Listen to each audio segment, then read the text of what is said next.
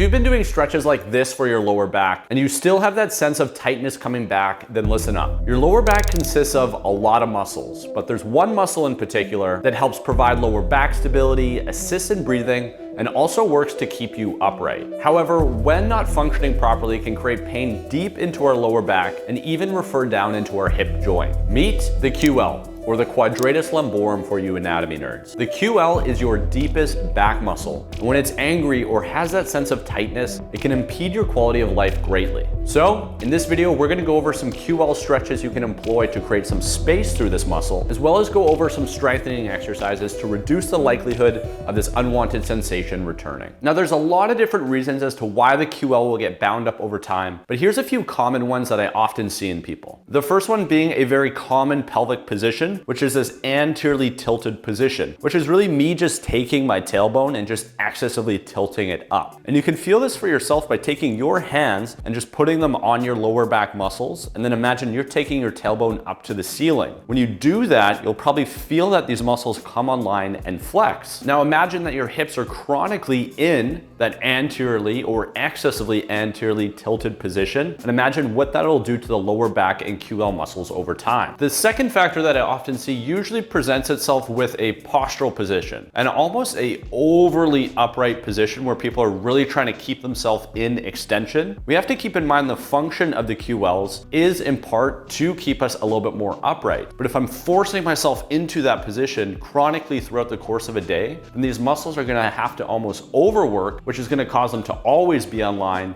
and we're not really giving our body a break from that lower back tension. This is usually coupled with a excessively flared rib cage. So if you take your hands and you put them on your ribs, if your ribs are excessively jutting out forward, then likely you are in this overly extended position. Now, there is nothing wrong with wanting to present yourself in this more upright position, but if we're just doing so excessively from the QLs, then that is gonna aggravate them over time. So what we have to look at is first, how can we create length through those tissues, and then provide the body with other areas of support to keep us in this upright position. And that's exactly what we're gonna get into right now. So for this first technique, we're gonna really emphasize on creating space through the backside of the rib cage and really through these QL muscles. So you can grab yourself a yoga block, or a book would work here as well, something that you can create a squeeze against, and then just a platform like a chair or a bench like I have here is gonna be perfect. So we're gonna take our elbows and hands onto the object of your choice. You're gonna wanna walk the knees back just so they're right underneath the hips. We don't want the knees to be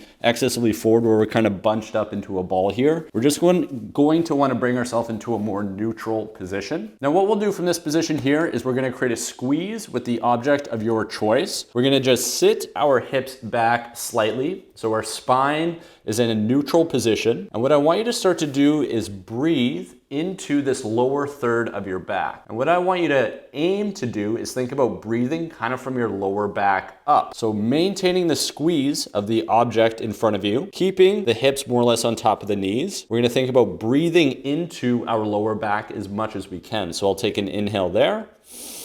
And the cadence of this breath is gonna be about a 5-second inhale to a 5-second exhale. Really trying to emphasize the breath from the lower back and then kind of drawing it up almost into the armpits. What you'll have to be mindful of here is that the ribs themselves aren't kind of dumping forward, or you're not going into that excessively shifted position. We will want to keep the ribs closed off just to make sure that the QLs themselves are getting some length. And then we're just gonna really try to emphasize sending the pressure into there via the breath. I would hold this for anywhere between 30 seconds to a minute. You can take a short break, and then you can go back to your breathing cycle. For our second technique, we're gonna build on some of the concepts of breathing into the lower back. We're gonna start to add a little bit of rotation to really emphasize that QL stretch. So keep your yoga block, your book, a water bottle, I forgot to add, will also work here. And what we're gonna do is come into a kneeling position. You will take the object of your choice in front of you, and you're just gonna wanna make sure that your elbows are relatively square. We don't want the elbows to be flaring out here. We'll just try to keep the elbows right underneath the wrists. And what we'll do from here is we're gonna start with that same sort of breath coming into the lower back. And I want you to think about really trying to expand into there and then maintain some expansion. So I'm gonna hold this. I'll go through my same breath cycle.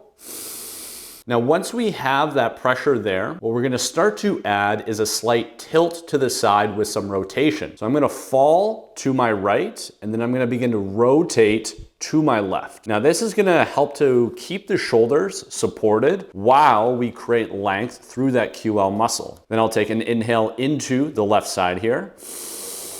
I can feel some space come in. I'm gonna bring my upper body back to neutral, and then we're just gonna rotate and go to the other side. So in this case, I'm gonna fall to my left, rotate to my right, and then we're gonna emphasize the breath going into whatever side we're trying to create length from. And what's really beneficial about this position is it doesn't really allow our hips to over rotate, where we could be creating more compensations. So that's why this kneeling position is beneficial, but you can also do this from a seated position, just anywhere that you're gonna allow the hips to be in a more squared off position. What I would suggest doing here is, if your right side tends to be a little bit more bound up, is just favor that side and maybe cycle through about 2 to 3 breaths on that side, really trying to emphasize the space, but also try to exhale into the opposing side. So if I'm taking an inhale into my right, I'm gonna really emphasize that exhale into my left.